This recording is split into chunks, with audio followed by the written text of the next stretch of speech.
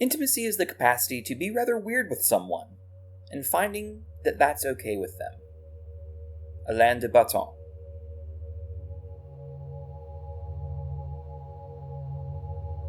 Bending Not Breaking, the Dragon Prince Edition. Reflections. CRACKLEDRAKE.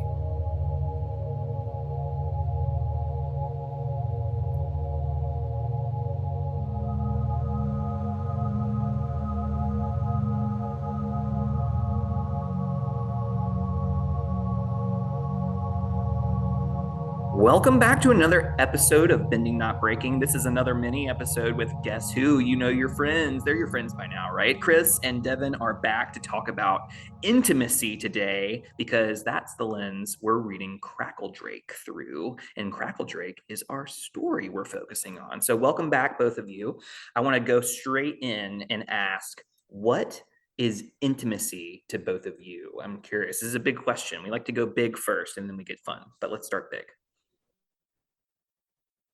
Oh my gosh. Intimacy is like it's like my whole vibe when it comes to what a relationship, to me, the relationships that I have need to have some level of intimacy, where intimacy, I define it as a vulnerability mixed with trust. It's not about anything that you do with somebody. It can be sitting next to each other in silence, and you know their favorite fruit and you hand it to them. You don't need to ask, you don't need to explain, you already know this because you've established intimacy. You know they're hungry, you know what they like, you give it to them. That's intimacy. Interesting choice of phrase for this short story. How about that? I do like food, but it's a great metaphor. But that encapsulates the concept of intimacy, where you aren't lying, you aren't holding anything back, you aren't afraid. You trust somebody with little parts of yourself that in the wrong hands could hurt you, but you trust this person not to. Or maybe you're wanting to establish intimacy, and so you kind of maybe about it, but you take that leap, you reach out, you open your hand, and you show them what you're holding, and it's your beating heart. It's a show of vulnerability with the hope or expectation, if you're lucky, that that will be tenderly cared for when you get a response from the person, and hopefully you get a response, and B, it's the one that you want. And when somebody reaches out to you, the other side of that is you're looking at that like, this person is trying to trust me. This is how often does that happen? And hopefully it happens a lot, really. I mean, on an individual everyday life, like your kids, your coworkers, they trust you with little details, the things that make them laugh, the things that squick them, and they're like, oh God, just please don't mention that topic, or this food, actually, I can't handle the smell. These little things, the way that we respect them about people as individuals. I have big thoughts about categorizing people as a whole lump, by one word, and deciding that all the people that word applies to are exactly the same. That's the opposite of intimacy to me. Intimacy is one person at a time. It's the person that's right in front of you, and it's the person that you're establishing more and a deeper trust with, and being vulnerable with the hope and expectation that this will continue. But at least in this moment, you have this moment, even if alliances change, etc. It could be a complete stranger. If you stop and you have this little moment where you connect with them, that's intimacy.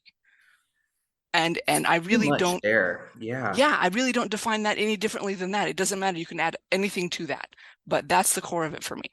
Okay, so I have thoughts, but before I insert my thoughts, I would love to hear, Devon, if you want to add or detract or modify anything around your kind of concept of that. I really don't, because that was all very perfect and well said, but my husband in the middle of that just brought me some coffee, so it's kind of like really well timed. Like, it's also our anniversary today, by the way. Yay, oh, happy congratulations! Happy anniversary! So I think my answer is the same. So I don't want to take up more space, like reiterating. But I've jotted down basically comfort and trust and safety. It's taking care of someone and being cared for in return.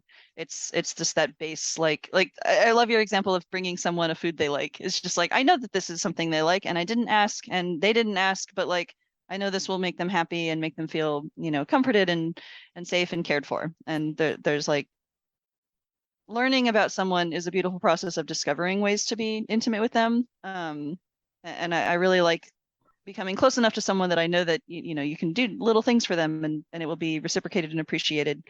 And I just love it. Humans are beautiful and we're so kind to each other. Yeah, I'm hearing two things that I have questions about when it comes to intimacy then. The first is, is relationality required? So can one be intimate with yourself? Or I'm just curious about that. Does there have to be an other for you to be intimate with, or is there an intimacy that one can engage within themselves? And I don't know that that's a big question. So I'm going to let you think while I elaborate a little bit on that. But I'm wondering also, and I guess this is inherently relational too, when you think about it from a spirituality standpoint, like being intimate with the sacredness that is around us. And if I were to phrase that in the language you provided, which is this vulnerability, right? The sacred, the divine, potentially offering us a gift of the breeze. And I didn't know I needed that, but wow, am I grateful for it. And that feels, if you are in relationship with whatever is divine to you, whether that be God, whether that be nature, whether that be whatever it may be, I'm wondering if it feels like that's inherently relational, but I'm also wondering if there's some also that's personal, where it's possible to be personally intimate with yourself. And so I'm curious, what does that resonate with you all, or is that totally off my rocker? Oh yeah, I think there's it's funny, as you said, I was like, oh, I've never really thought about that as like intimacy, but I guess my brain was in the space of like, in CRACKLEDRAKE, it's Janae and Maya, so it's a very like relational, person to person intimacy. But I think about like the moments where I'm alone in nature, and I don't get to do that often because I live in friggin' LA, but I'd occasionally let my husband drag me camping. And I remember recently we went to a place with a little creek, and I just like went down by myself and sat by the creek and I wrote, and it felt very like sequestered and quiet, and I was watching these little tadpoles like fight each other. There's something weird and intimate about like me just watching this like thing that nature was allowing me to perceive that otherwise would go unobserved. So I don't know, that's for some reason that's what sprung to mind when you talked about like receiving the breeze, and I was just like, I was alone but also not alone, and thinking about the space around me in I think a more intimate way than I typically do. I don't really walk through Redondo Beach anymore thinking intimately about it. Maybe I should. Yeah, I mean, see the other point. Go ahead. Go ahead. I was going to go on to the other, the self thing. So go ahead. Yeah, I was just going to comment there that it feels like one of the things that's required is awareness, right? In order to have that happen, is someone can bring me a gift and it's something that I'm like, oh, I'm really grateful for that. But if I'm just like, cool, thanks, and I don't like take a moment to just appreciate it and be like, wow, I'm grateful, like, wow, I feel seen. If it's absent that step, it feels like the intimacy isn't really there. And so I wonder, it seems like intimacy requires attention, attuneness maybe as well. I'm just kind of breaking down intimacy, we're getting to the heart of it. Maybe like in the earliest stages of becoming, intimate with someone, and I think the story kind of hinges on that. There is these sort of little breaches of expectation, and reaching further than, like handing someone their sandwich at the grocery store that they ordered or bought is different than someone bringing you one. I'm using the sandwich metaphor, by the way, suddenly because I was thinking about of TikTok where there's a guy who brings a sandwich to his friend, and it's like a parody of intimacy. It's like making, and because the guy just starts crying and he's just like, "You made this for me, bro," and he's like, "Yeah, bro, I love you." And it's very funny, but it's like it actually is sort of like highlighting a moment of intimacy. That's come to mind now suddenly. So, Amber's barking. Yeah, I think there's there's an acknowledgement of someone going further than the sort of like base interaction that you're having with them, Yeah. if that makes sense. Oh, what do you need? I'm sorry, I'm gonna mute for dog. No worries. Kris, does that anything in there kind of resonate with you also? Absolutely. I think my take on that is centered around that moment that you said where there's something more than just, oh, this is just the action. There's intent here. And I think there has to be intent for it to be an intimate thing. On both sides, you have to mean something specific for the person you're dealing with. And that person can be yourself. I think it can. If you love and trust yourself and you want to care for yourself and you want to sit with yourself and tell yourself the kind of things that you would tell to another person, then I think that does count as a level of intimacy where you're getting to be you're getting to acknowledge your own vulnerabilities and then care for them. I mean, that's That's so self-care. hard too. I think about It the, it is. yeah, there's, But it's so necessary yeah, because to me, we are all equal. Everybody, every human is the same. It doesn't matter what you've done, what you haven't done, what you forgot to do, what you did on purpose and then regret it. None of that matters, not to me.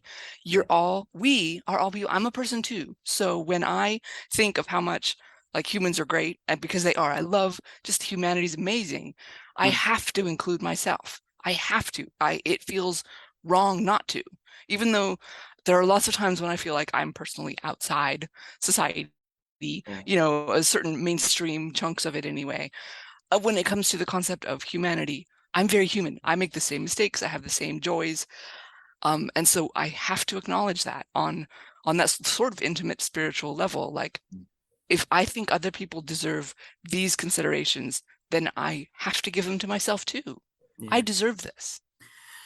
There's I said two things originally, and I'm like, this is turning into a longer episode already, so I'm gonna have to just mention it and then we're gonna have to move on because there's still other questions. But the other thing that I thought of when you were talking about that initial concept of intimacy was there's a book by Ori and Ron Brofman called Click. And it's a really simple book. It's super short, but it's about the 5 things that make people click.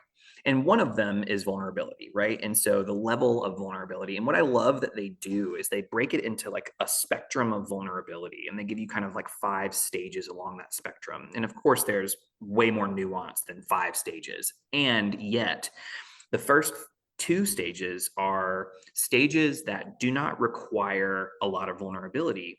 And so, what they argue is that you don't start really building relationship and really connecting until you get to level 3, which is fascinating. So if you want more information, maybe we can talk about this at another time. But if you want more info on that, I suggest checking out Click. It's a really quick, easy That read. sounds really interesting. Yeah. I've done a few trainings on it. It's really fun to talk about the spectrum of vulnerability. I include it in a lot of other things. Anyway, other than that, we're talking about intimacy in this story in particular.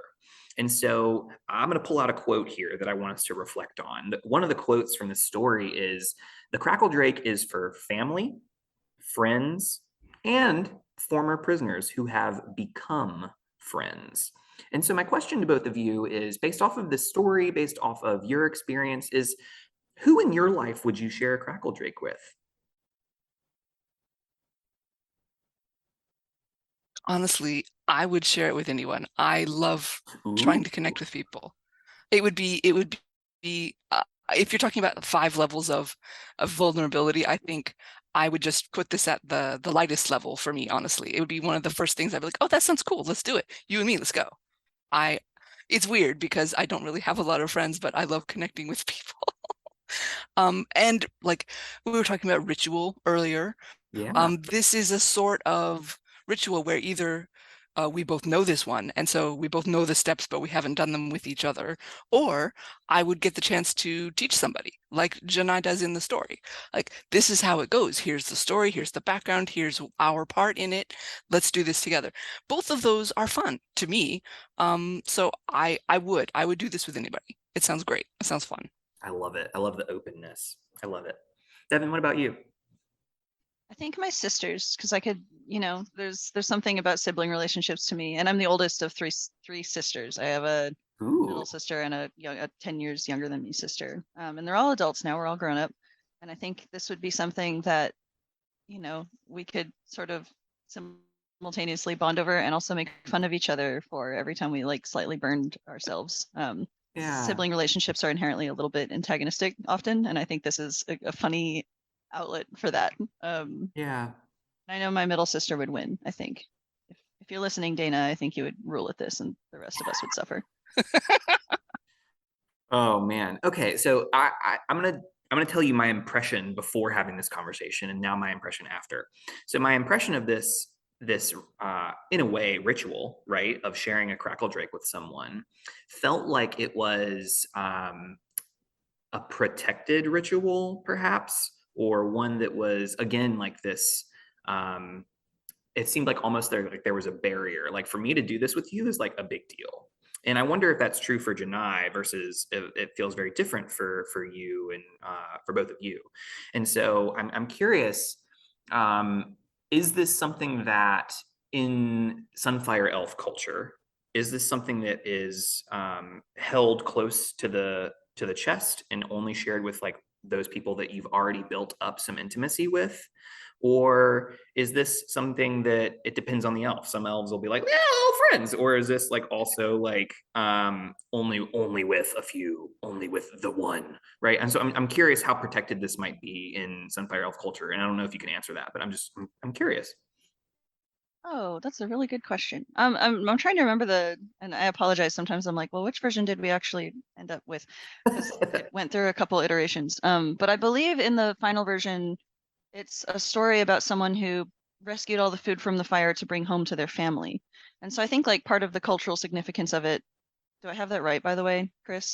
She was traveling with her family to the city already, and she rescued the food so they could eat before they got to the city. Okay, something Um, like that. I know we yeah, changed it a couple times. I think yeah, like it to me did. It bounced around a bit. the important nugget is that I think it's like slightly more intimate for Sunfire Elves just because of the origin of the story is someone trying to provide for people close to them. Yeah. In the Um, midst of tragedy, in by the way. the midst of like challenge and tragedy. Yeah, it was But at least that would be metaphoric. my take. Yeah. Yeah, it's a little bit more intimate for Sunfire Elves, and sharing it with Maya is a little bit of an intimate gesture, It feels as like you it for would, sure. because it is sharing. Like she's a human, she's outside the culture, she's teaching Yeah. her about the story, and in doing so, she's sort of inviting her to be a part of it. And I Yeah. think that means a lot for her. That's not to say that some Sunfire Elves might just be like, hey, it's a party tonight. It's you know, Let's light it Kazi at up. their university or whatever at Sunfire U doesn't attend a party and you know someone just lights some fruit on fire and do crackle drake. I think like it probably has layers for certain people and certain contexts. But in this context, I think Janai was consciously saying, here's what this story is about, here's what it means to me, and here's why subtly, here's why it's important that I'm sharing it with you. I'm asking you by doing this gesture to become closer to me. All right, y'all. That is our listener question for this episode: is if you were attending Sunfire U, what classes would you be taking? What are the classes you would be taking at Sunfire U? Please tweet at us at BNB_pod. We'd love to hear your answers. Kris and Devon will be following closely, I'm sure. So we'd love to hear the classes, class ideas. Nate, tell us your professor's name. We want to hear all about your story. When are you expected to graduate? I want to hear it all. So remember, you can find us at BNB_pod to tweet at us or DM us on Instagram, find us on Facebook, all the things. Okay, my next question is, we don't have crackle drakes in our reality, unfortunately. At least we haven't discovered them yet. So my question for us is, since we don't have those, is there a fruit that you would prefer to light on fire in a salad bowl? And if you could light any of those fruits on fire with some of that, lovely, just light it up. What fruit are you choosing? What are you going to light up to eat? Super quick. I don't want to take up more time, but Kris, this whole story was Kris's pitch. And I don't know if you want to talk about it, Kris, but Crackle Drake does actually exist in reality. It was inspired by something. So what was that? Snapdragon is the Earth, the Earth version.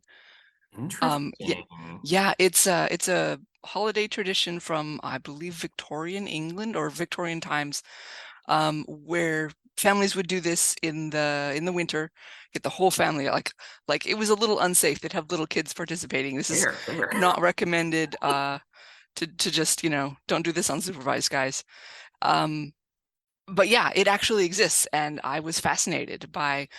There's like woodblock art of it. There's art that people have drawn long ago to show that this was such a tradition that they had, So cool. 15, 20 people around a little table, and the fire was up lighting their faces, and they were all together in the dark doing things with food and family. And I'm just like, that's amazing. I love this. Ah, So I kind of okay. took that nugget of specialness from it and turned it into Crackledrake and made it a Sunfire um, tradition. And I think Janai would have lots of levels to that she was deliberately choosing to invite Amaya into, because she's royalty. It's probably a little different for her because of her station and who she is than for Mhm. the Sunfire elves at Sunfire U.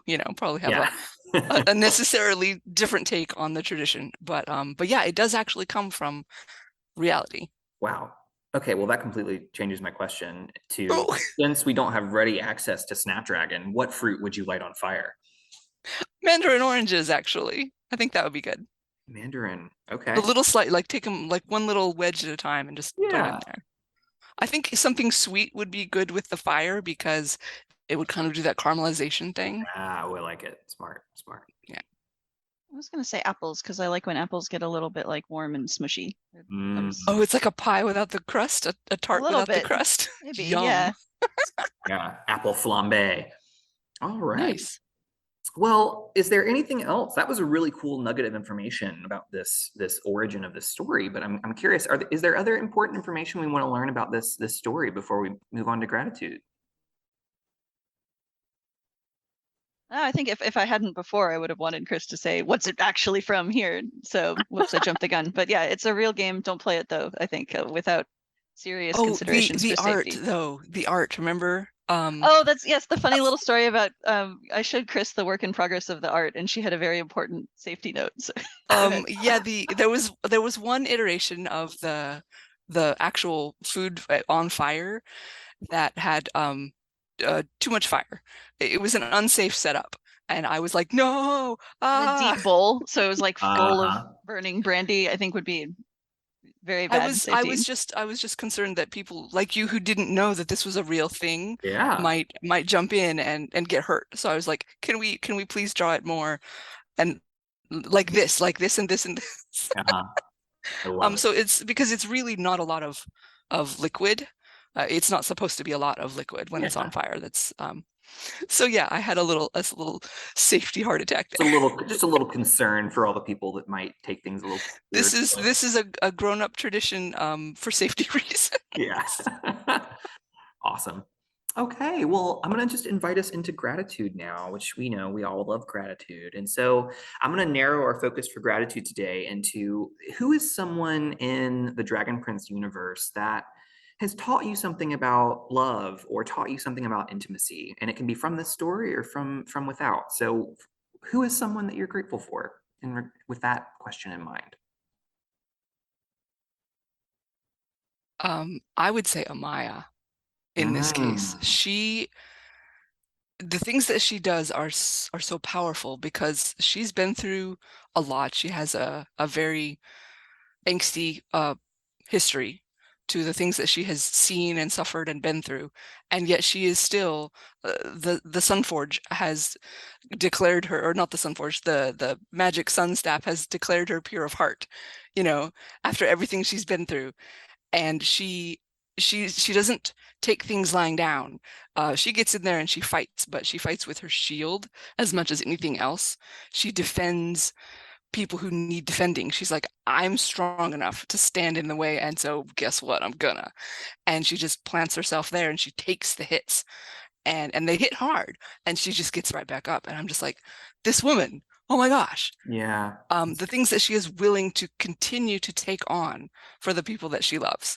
Yeah. It blows me away. I love her so much. It reminds me of the bell hooks definition of love of like one must, in order to put love into action, it requires that we take accountability, right? To assume that love is a verb rather than a noun means that we can take accountability for it, right? We can be held accountable to it.